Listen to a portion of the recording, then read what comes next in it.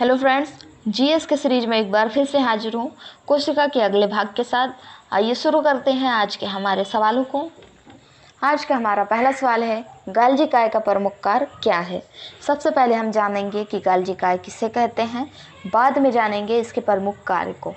गाल्जी काय कोशिका द्रव में कोशिका केंद्रक के कुछ थैलीनुमा कोशिकांग पाए जाते हैं, इन्हें गाल्जी काय कहते हैं। ये कोशिका के अंदर स्रावित पदार्थ के संग्रह एवं परिवहन में सहायता करते हैं। अब देखेंगे कि गाल्जी काय का प्रमुख कार्य क्या होता है।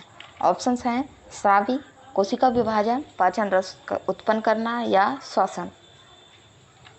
Right answer is option D स्रावी। गाल्जी काय का प्रमुख कार्य होता है स्रावी।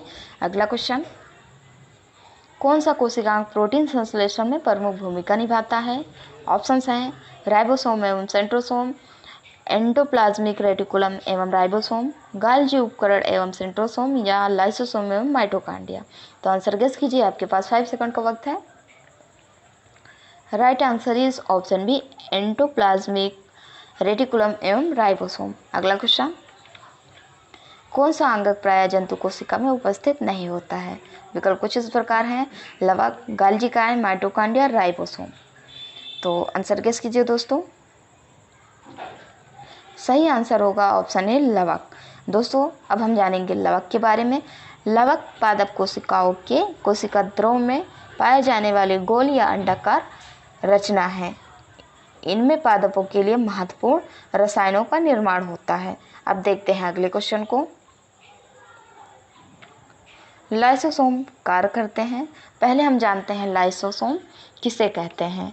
लाइसोसोम जंतु कोशिका के कोशिका द्रव में पाए जाने वाले आवरण युक्त थैलीनुमा अणुओं को लाइसोसोम कहते हैं। अब देखते हैं दोस्तों कि लाइसोसोम कार्य क्या करते हैं। विकल्प कुछ इस प्रकार हैं, प्रोटीन संश्लेषण, प्रोसेसिंग तथा पैकेजिंग में, अंतःकोशिकीय पाचन, वसा संश्लेषण में। तो आंसर गेस कीजिए। Right answer is option C अंतःकोशिकीय पाचन। लाइसोसोम का कार्य होता है अंतःकोशिकीय पाचन। अगला क्वेश्चन, माइटोकांड्रिया का भीतरी वलन कहलाता है। माइटोकांड्रिया के बारे में हमने आपको बता ही दिया था। इस क्वेश्चन में हम जानेंगे कि माइटोकांड्रिया का भीतरी वलन क्या कहलाता है। विकल्प कुछ इस प्रकार हैं, क्रिस्टी, ऑक्सीसोम, मैट्रिक्स या माइक्रोसोम। आंसर गेस कीजिए। सही जवाब होगा ऑप्शन ए क्रिस्टी। माइटोकांड्रिया का भीतरी वलन क्रिस्टी कहलाता है। अगला क्वेश्चन, माइटोकांड्रिया किसमें अनुपस्थित होता है। देखेंगे दोस्तों कि माइटोकांड्रिया किसमें अनुपस्थित होता है, यानी कि किसमें नहीं होता है। विकल्प कुछ इस प्रकार हैं, ईस्ट, कवक, जीवाणु, हरे शैवाल। Right answer is option C जीवाणु। माइटोकांड्रिया अनुपस्थित जीवाणु में होता है। अब जानेंगे हम कि जीवाणु क्या है।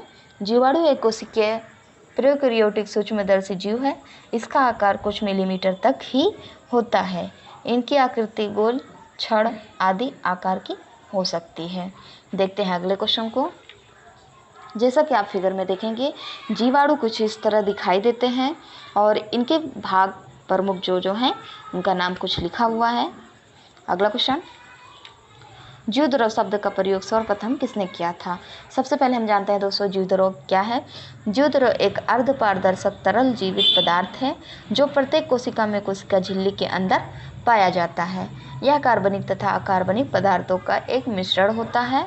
अब देखते हैं इसके विकल्प को कि जीवद्रव शब्द का प्रयोग सबसे पहले यानी कि सर्वप्रथम किस वैज्ञानिक ने किया था। विकल्प कुछ इस प्रकार हैं, Darwin, Purkinje, John Ray, Thomson. Right answer is option B Purkinje. जीवद्रव का प्रयोग सबसे पहले पुंकेजे ने किया था। अगला क्वेश्चन, जीवद्रव जीवन का भौतिक आधार है, यह किसने दिया था। विकल्प कुछ इस प्रकार हैं, हेनरी, लेमार्क, हेक्सले, वाटसन। तो आंसर गेस कीजिए दोस्तों कि जीवद्रव जीवन का भौतिक आधार है या किस वैज्ञानिक ने दिया था। सही आंसर होगा ऑप्शन सी हेक्सले। जीवद्रव जीवन का भौतिक आधार है या हेक्सले ने दिया था। अगला क्वेश्चन, डीएनए के द्वितीय हेलिक्स प्रारूप को पहली बार किसने प्रस्तावित किया था। विकल्प कुछ इस प्रकार हैं, वाटसन तथा क्रेग, फिशर तथा हाल्डानी, लेमार्क तथा डार्विन या डी ब्रिज। बहुत ईजी क्वेश्चन है दोस्तों। आपके पास आंसर गेस करने के लिए 5 सेकंड है। Right answer is option A Watson तथा क्रिक। डीएनए के द्विव हेलिक्स प्रारूप को सबसे पहले यानी कि पहली बार प्रस्तावित वाटसन तथा क्रिक ने किया था। अगला क्वेश्चन, न्यूक्लियस की खोज सर्वप्रथम किसने किया था? सबसे पहले हम जानेंगे कि न्यूक्लियस क्या है।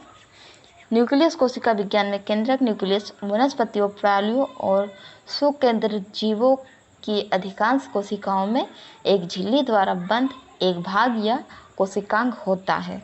अब देखते हैं कि न्यूक्लियस की खोज सर्वप्रथम यानी कि सबसे पहले किसने किया था। विकल्प कुछ इस प्रकार हैं, लेवेनहॉक, स्वान, हॉफमिस्टर या ब्राउन। सही जवाब होगा ऑप्शन डी ब्राउन। न्यूक्लियस की खोज सर्वप्रथम यानी कि सबसे पहले ब्राउन ने किया था। इसी क्रम में अगले क्वेश्चन की ओर चलते हैं। कोशिका की क्रियात्मक गतिविधियां नियंत्रित होती हैं। ऑप्शंस हैं केंद्रका द्वारा, माइटोकॉन्ड्रिया द्वारा, जीवदरों द्वारा या केंद्रक द्वारा। Right answer is option D केंद्रक द्वारा। कोशिका की क्रियात्मक गतिविधियां नियंत्रित केंद्रक द्वारा होती हैं। अगला क्वेश्चन, गुणसूत्र शब्द का प्रयोग सर्वप्रथम किसने किया था? तो दोस्तों हम जानते हैं गुणसूत्र क्या है। गुणसूत्र मानव शरीर की कोशिकाओं में गुणसूत्र या क्रोमोसोम्स होते हैं। एक सामान्य मनुष्य में 46 गुणसूत्र होते हैं। साथियों, वाहक माना जाता है गुणसूत्रों को मानव के आनुवंशिक गुणों का। अब देखते हैं इसके विकल्प को कि गुणसूत्र का प्रयोग सबसे पहले यानी कि सर्वप्रथम किस वैज्ञानिक ने किया था। विकल्प कुछ इस प्रकार हैं, हॉफमिस्टर, वाल्डियर, सुटन, वेगनर। तो आंसर गेस कीजिए। Right answer is option B Waldeyer. गुणसूत्र का सर्वप्रथम यानी कि सबसे पहले प्रयोग वाल्डियर ने किया था। इसी क्रम में अगले क्वेश्चन की ओर चलते हैं। वास्तविक केंद्रक किसमें उपस्थित होता है? ऑप्शंस हैं जीवाणुओं में, हरे शैवालों में, कवकों में या लाइकेनों में। आंसर गेस कीजिए। Right answer is option A जीवाणुओं में। आज का हमारा क्वेश्चन समाप्त हुआ दोस्तों। हमारे टीम को सपोर्ट करें और वीडियोस को लाइक करें, शेयर करें एंड चैनल को सब्सक्राइब कीजिए, जिससे हमारे टीम का मनोबल बढ़े और वो और भी अच्छे वीडियोस दे पाएँ। जय हिंद।